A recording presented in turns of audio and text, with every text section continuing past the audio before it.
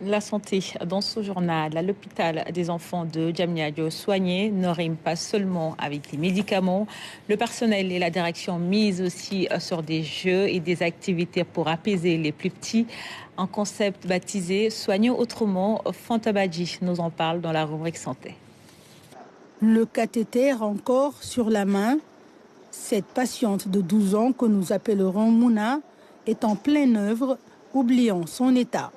Mais je suis venue à l'atelier peintre pour peindre, me relaxer, pour oublier ma maladie. Et ça te fait du bien? Oui, ça me fait du bien.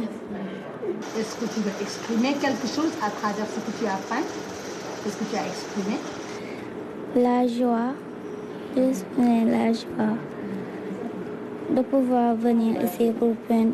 Dans cette salle ludique de l'hôpital d'enfants de Diamniadio, ce qui semble être une séance de peinture est en réalité une sorte de thérapie douce. C'est soigner sans donner des médicaments, sans piquer, sans perfuser.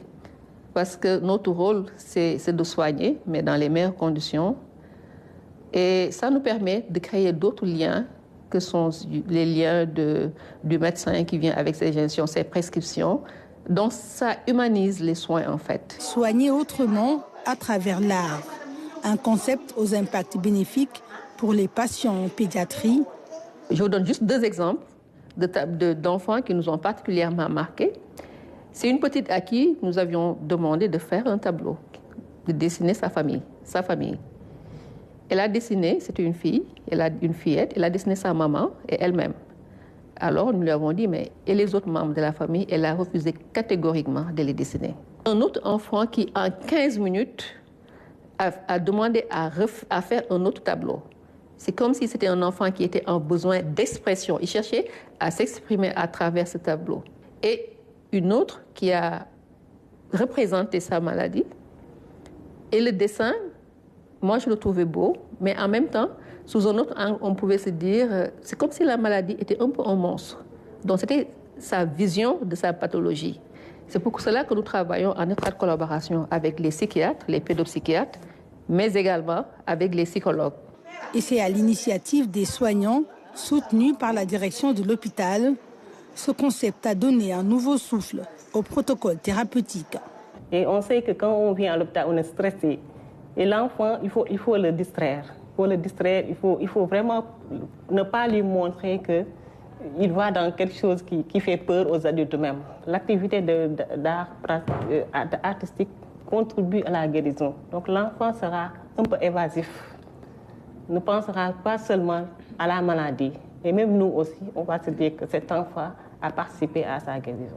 Au-delà de la peinture, d'autres activités récréatives contribuent également à améliorer les conditions de séjour des patients. À ces ateliers de peinture, nous avons associé des ateliers de conte, donc avec une thérapeute familiale et avec tonton Lebon. Et tout dernièrement, nous avons associé à ces activités des ateliers d'art culinaire, surtout pour les enfants autistes. Et nous avions vu les difficultés que les parents et que même les soignants ont du mal à faire accepter les aliments à ces enfants. Donc nous nous sommes dit qu'il faut qu'on fasse quelque chose pour améliorer leur prise en charge à l'hôpital, mais également pour aider les parents. Et nous avions vu dès les premières séances une nette amélioration dans l'acceptation des aliments qui leur étaient proposés. Une autre étape est sur le point d'être franchie avec ce concept soigner autrement. Plus d'une trentaine de tableaux sous-scellés feront l'objet d'un vernissage dont les fonds récoltés serviront à prendre en charge les enfants malades issus de familles modestes. Et cet appui pour